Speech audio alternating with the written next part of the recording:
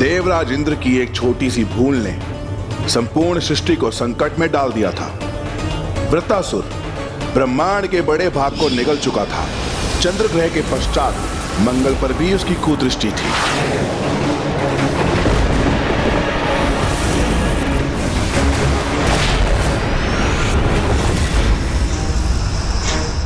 स्वामी, इस अनर्थ को रोकने के लिए आप स्वयं कुछ क्यों नहीं कर देते? नहीं देवी, इस असुर का जन्म तो देवराज इंद्र के अंत के लिए ही हुआ है। अतः मात्र देवराज इंद्र ही हैं जो ऋषि दधीचि की अस्थियों से निर्मित वज्र से इस असुर का अंत कर सकते हैं।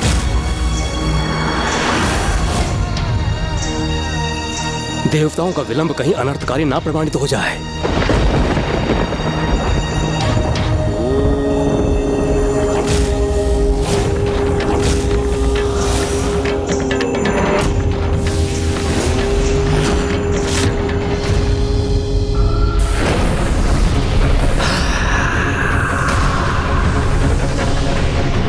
ये दुष्ट मंगल पर अपनी दृष्टि साध रहा है।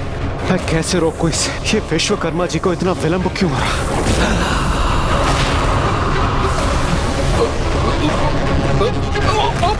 पुत्र! माता, प्रतीत होता है ये वृत्तासुर आपके पुत्र मंगल को निगले जा रहा है। पुत्र मंगल!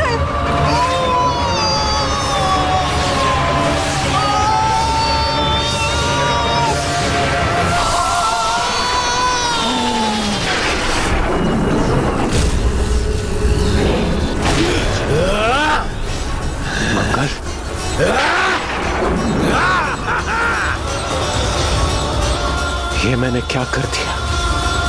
कैसा भयंकर संकट उत्पन्न कर दिया मैंने अपनी एकमात्र भूल से। यदि मैं इसे रोकने में सक्षम होता तो मैं इसे अवश्य रोकता।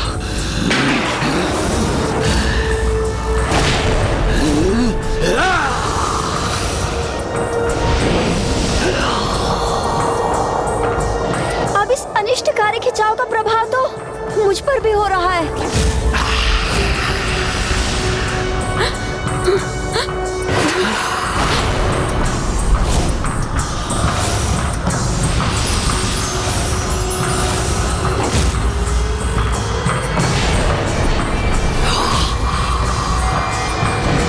दुष्ट असुर, रोक दो अपने इस विनाश को। मैं तुम्हें सावधान करता हूं। शीघ्र मेरे हाथों में महर्षि दधीचि की अस्थियों से निर्मित वो वज्र होगा जिससे प्रहार कर मैं तुम्हारा अंत करूंगा। कौन ऋषि दधीचि? कैसे अस्थियां? किसका भय दिखाकर भयभीत कर रहे हो मुझे इंद्रदेव? महाशक्तिशाली हूं मैं, वृत्तासुर हूं मैं। तुम मुझे किसी भी शस्त्र से तनिक भी क्षति नहीं पहुंचा सकते इंद्रदेव। किसी में भी इतनी शक्ति नहीं है कि मेरे सम्मुख आके मेरा सामना करे।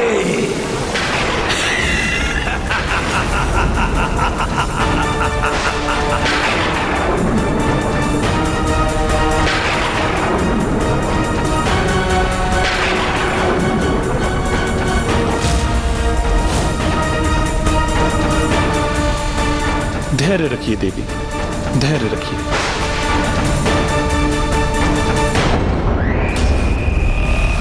जहाँ स्वयं त्रिदेव असफल हो जाएं, वहाँ किसी साधारण ऋषि की अस्थियां क्या कर लेंगी इंद्रदेव? जिस अहंकार के प्रभाव में ये ऋषि दधीचि का अपमान कर रहा है, वही अहंकार इसके सर्वनाश का कारण बनेगा। अपने कर्मों का दंड ये अवश्य भुगतेगा। और ये सुनिश्चित करूंगा मैं शनिदेव।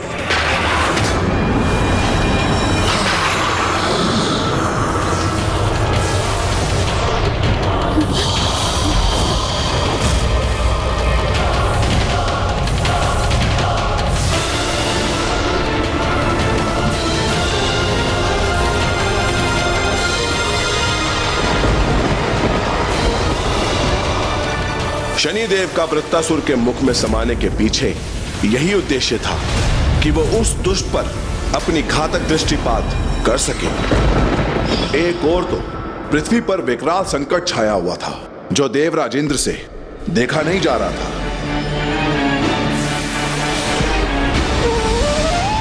और दूसरी ओर वो वज्र जिसकी गणना संसार में सर्वाधिक शक्तिशाली अस्त्रों में की जाती है, जो परम त्याग, आत्मबल और आत्मिक शक्ति का प्रतीक था, जो इन सभी श्रेष्ठ गुणों का परिणाम था, वो अब प्रकट हो चुका था। किंतु अभी इंद्रदेव उसे धारण कर पाने में अक्षम थे।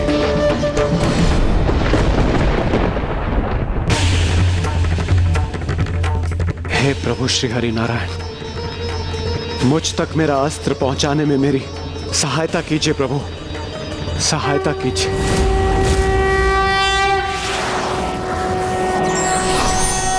ओम ये देवासो दिव्येकादशस्त्र प्रत्यामत्येकादशस्त्र अपसुक्षतो महीनेकादशस्त्र ते देवासो यज्ञमिमं जुषध्वम्।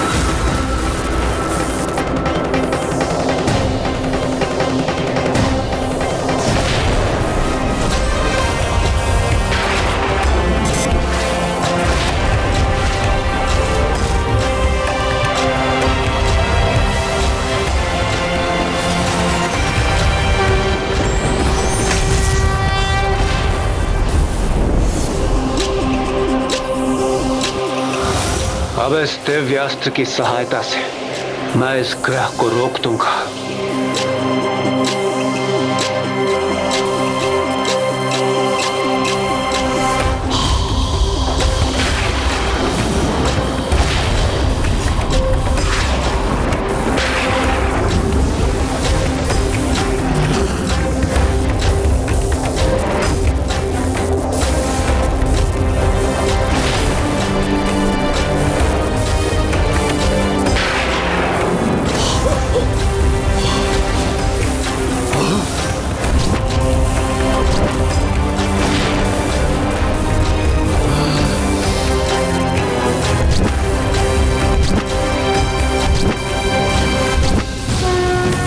जय श्री हरि नारायण।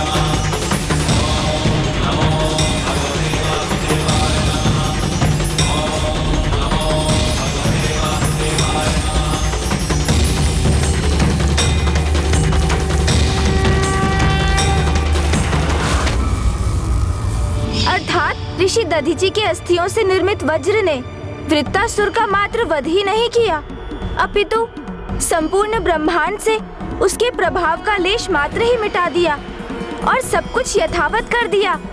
हाँ गौरी पुत्र, ये ऋषि दधीचि के ही त्याग का परिणाम है, जो अभी भी संसार सुरक्षित है। लंकेश जी, ऋषि दधीचि के पुत्र पिप्लाद का क्या हुआ? महादेव के प्रथम अवतार और मां द्वारा दिया हुआ प्यारा नाम पिप्लाद, उसके पश्चात बालक पिप्लाद का भरण पोषण पीपल वृक्ष ने ही किया। उसी की छाल उसके वस्त्र बने, उसी की छांव घरोंदा तो उसके पत्तों से बालक पिपलाद ने अपना उदर भरा। अब मुझे ज्ञात हुआ कि भक्त क्यों पीपल वृक्ष की महानता और महिमा को इतना महत्व देते हैं। उनकी जड़ में दुग्ध क्यों न्यौछावर करते हैं, क्योंकि ऐसा करने से पीढ़ियों तक उनके वंश में कोई भूखा नहीं रहता। पीपल तो उनके संरक्षक हैं, जो संसार में सर्वथा अकेले हैं। सभी अनाथों के नाथ हैं वो।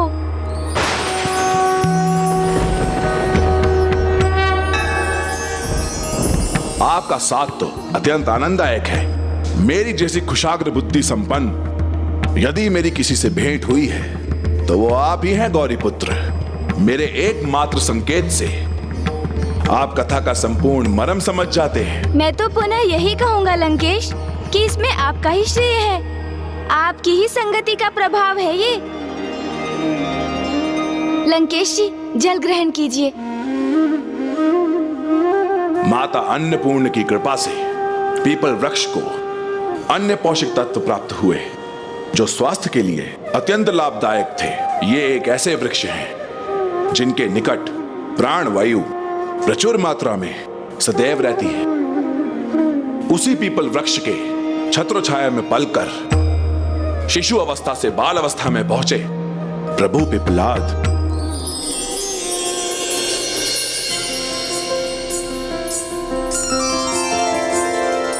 पीपल के वृक्ष तले दृश्य बड़ा प्यारा, बाल रूप शिव जी का जग से लगे न्यारा।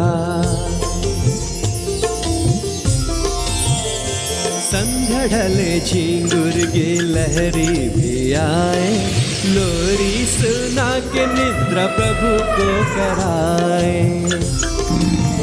ओ पीपल तले जाके सोए पत्रों को खाया, बाल से बालक बन के ज्ञान वही पाया।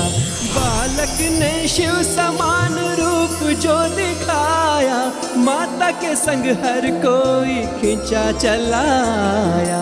पीपल के वृक्ष तले दृश्य बड़ा प्यारा, बाल रूप शिव जी का जग से लगे न्यारा।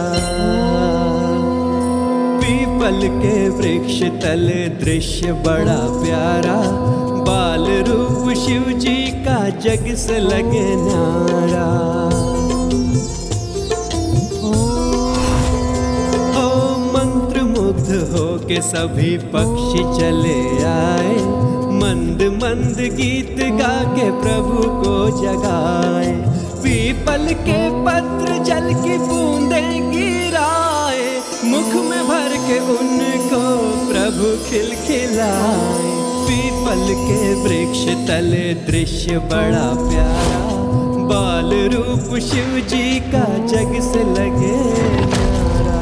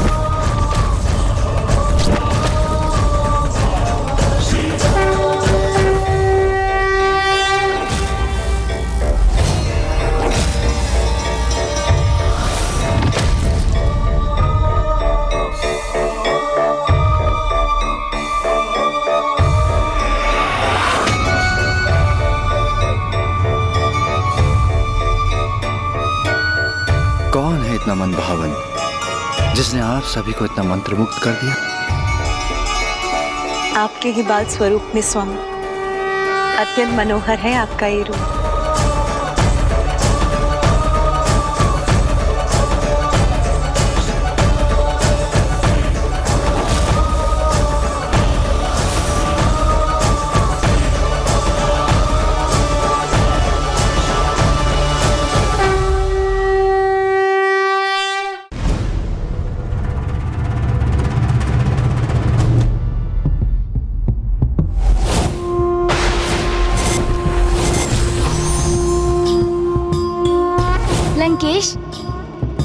पिताश्री के बाल स्वरूप के दर्शन तो अत्यंत अद्भुत रहे होंगे ना?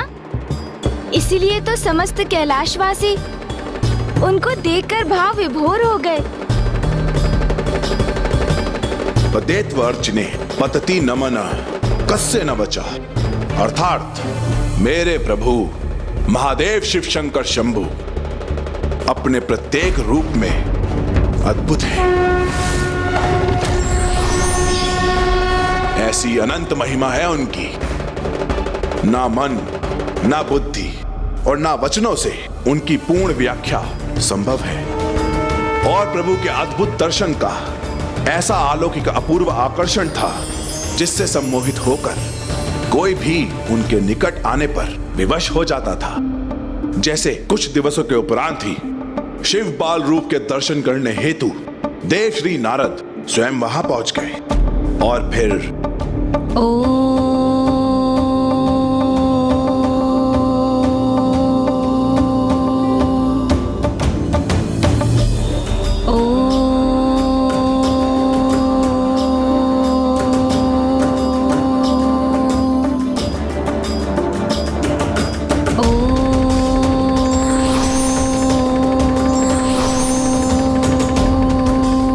कितना दिव्य स्वरूप है भोलेनाथ का।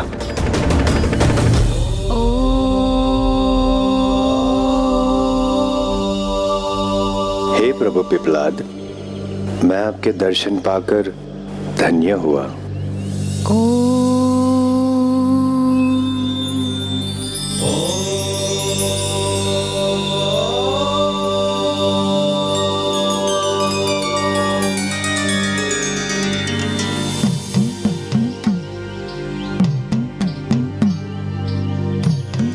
पिपलाद,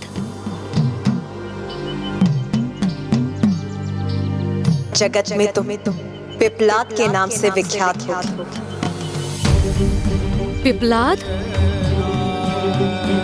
कदाचित मैंने पूर्व में भी इस नाम का श्रवण किया है। क्या यही मेरा नाम है?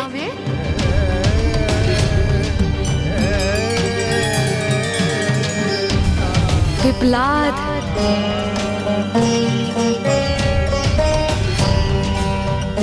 अवश्य, आपको ये नाम स्वयं अन्नपूर्ण माता ने दिया था, पिपलाद।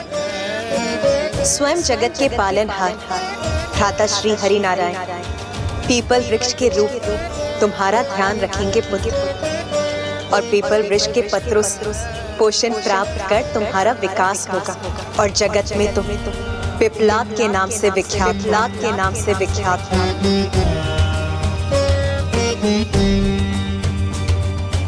तो क्या आप ही मेरे पिता हैं और मुझे मेरी माता के निकट ले जाने आए हैं? स्वयं जगत पिता के स्वरूप होकर ये मुझसे कैसा प्रश्न कर रहे हैं? मुझसे पूछ रहे हैं कि क्या मैं उनका पिता हूँ? निसदा मदसा सा गरे सा निसदा मदसा। मैं तो सन्यासी हूँ, ऋषि नारद मेरा नाम है। हाँ? नारद? देवर्षि नारद? ओह, प्रणाम ऋषिवर। आपको तो मेरे माता पिता का परिचय अवश्य ज्ञात होगा। नारायण नारायण, इनमें मैंने प्रभु शिव को तो दूर से ही पहचान लिया था, किंतु इनमें इस बालक को तो अब पहचान पा रहा हूँ, जिन्हें अपने माता पिता और स्वयं का परिचय ही नहीं ज्ञात, किंतु ये मुझे पहचानते हैं, तो फिर स्वयं को लेकर अपरिचित क्यों हैं? आज तक जिनसे भी मेरा संपर्क हुआ उनमें से आप प्रथम हैं जिन्हें मेरा परिचय प्राप्त है। अन्यथा यहाँ निर्जन आश्रम के अतिरिक्त और कुछ भी नहीं है। हाँ, कुछ वन्य जीव जंतु अवश्य हैं जो नियमित रूप से आकर मेरा मन बहलाव करते हैं, किंतु उनसे तो मुझे अपने किसी भी प्रश्न का उत्तर नहीं मिला।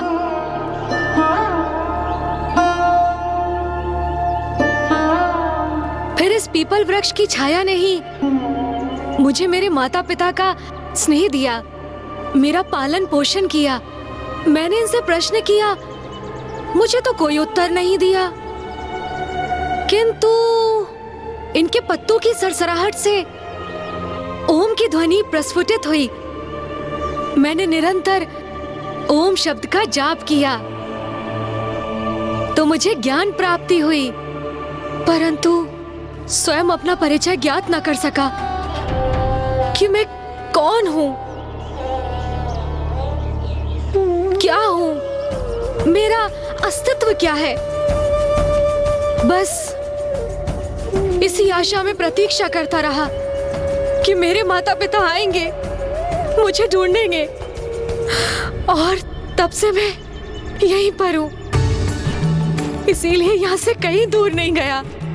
तो फिर मुझे बताइए ऋषिवर नारद, कौन है मेरे माता पिता, और वो अभी तक मुझे लेने क्यों नहीं आए हैं? कैसे बताऊं इस नन्हे बालक को कि वो नरजीवन आश्रम इनके माता पिता का ही है। कैसे बताऊं इन्हें कि अब वो जीवित नहीं है और जिनकी ये इतनी आतुरता से प्रतीक्षा कर रहे हैं वो इन्हें लेने कभी नहीं आएंगे। और ये भी कैसे बताऊं इन्हें कि तब जो हुआ उसमें इनका कोई दोष नहीं था, वो तो बस शनिदेव की दृष्टि का प्रभाव था। देव ऋषि नारद के लिए उनके समक्ष संपूर्ण घटना को बताना अत्यंत कठिन था, किंतु प्रभु पिपलाद जी ने इतनी विनम्रता से आग्रह किया कि देव ऋषि उनको बताने में विवश हो गए, और फिर उन्होंने प्रभु पिपलाद जी को सब कुछ बता दिया कि कैसे शनिदेव की अनियंत्रित दृष्टि के प्रभाव से प्रभु पिपलाद का परिवार नष्ट हो गया और वो इस संसार में अकेले रह गए।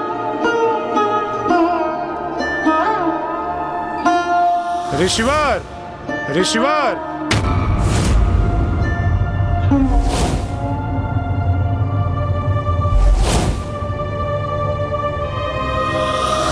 देवराज इंद्र के साथ छल किया है आपने, इसका उचित दंड आपको अवश्य प्राप्त होगा। यदि मेरे पुत्र का अपमान या अहित हुआ तो मेरे क्रोध से कोई सुरक्षित नहीं रहेगा।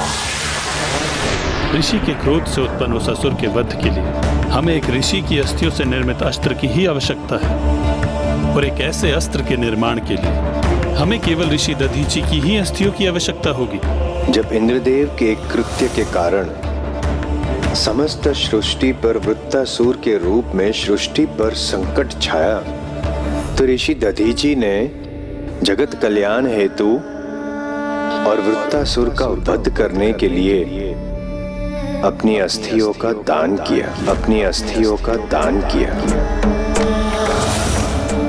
यदि आपने मेरी सहायता नहीं की और अपनी अस्थियों का दान नहीं दिया तो मेरे कारण इस समस्त सृष्टि का विनाश हो जाएगा। उनके इस महादान के कारण ही आज समस्त सृष्टि अपने स्थान पर स्थिर है। और माता सुवर्चा, आपकी माता ने अपने स्वामी के वियोग में अपने प्राण त्याग दिए।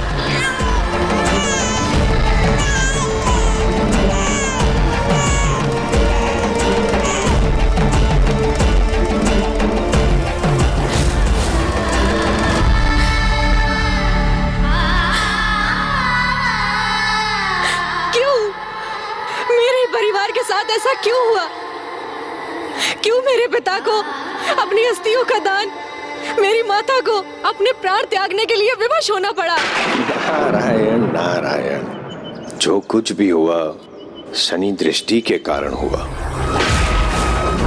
और फिर शनि दृष्टि के कारण ऋषिवर के समक्ष ऐसी कठिन परिस्थिति उत्पन्न हुई कि संसार की रक्षा हेतु उन्हें अपने प्राण त्यागने पर विवश होना पड़ा।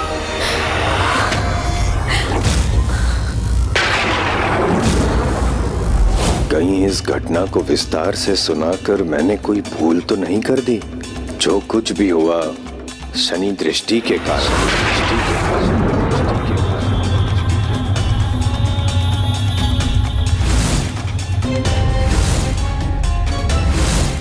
माता, माता,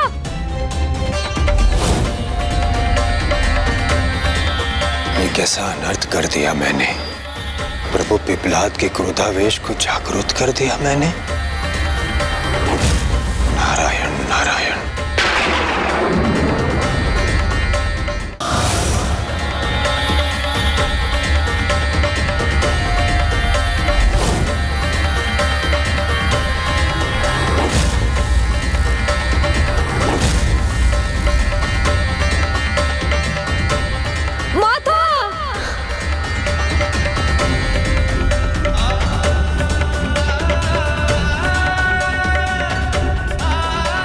पुत्र,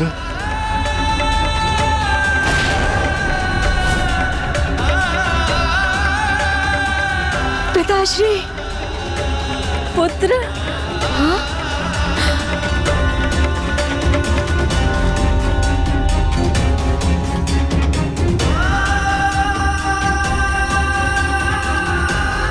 माता,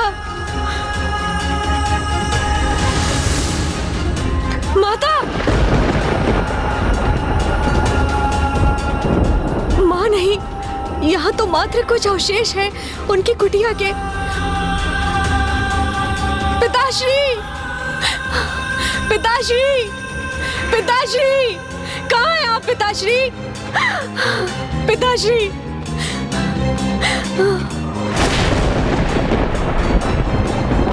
पिताश्री, वो भी नहीं है यहाँ, मात्र उनकी चरण पादुकाएं हैं यहाँ।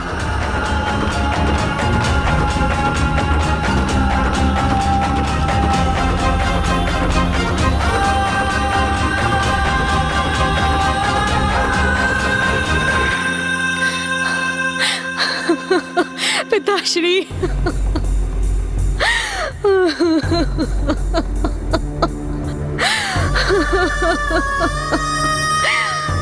पिताश्री,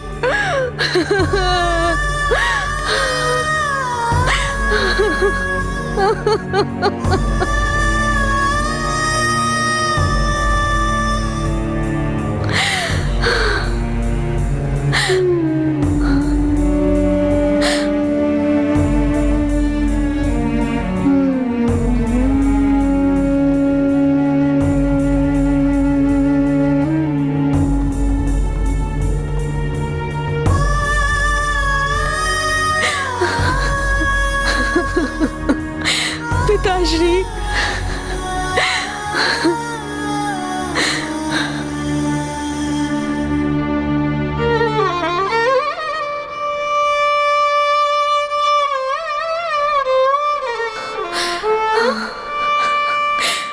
प्रणाम पिताश्री।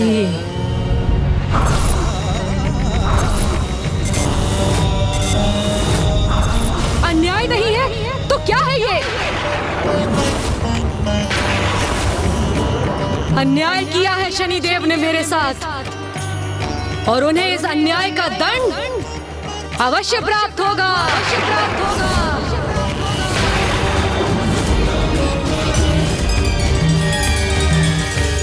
प्रभु पिपलाद के साथ तो ये बहुत ही दुखद हुआ लंकेश जी, और अब तो वे बहुत कुपित भी हो चुके थे।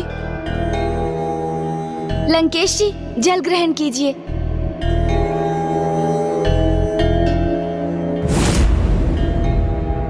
क्या सोचने लगे लंकेश?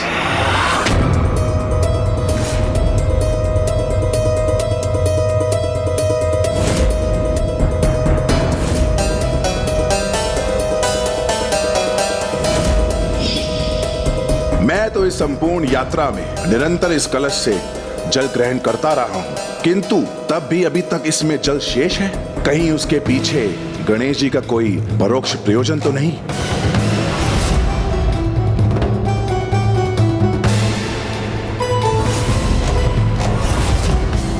हम लंका नगरी पहुंचने के लिए 1/4 यात्रा पूर्ण कर चुके हैं।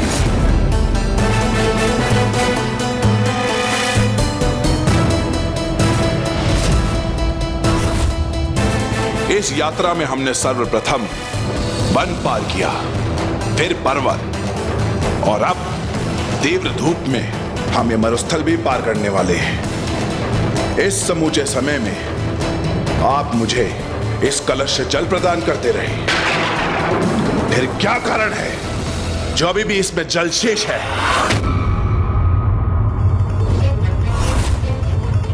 इन्हें तो मुझ पर संदेह हो गया।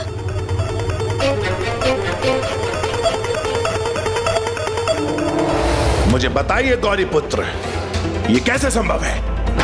अब क्या कहूं मैं? इसमें आपका क्या गुप्त प्रयोजन हित है? इसके पीछे क्या आशय है आपका?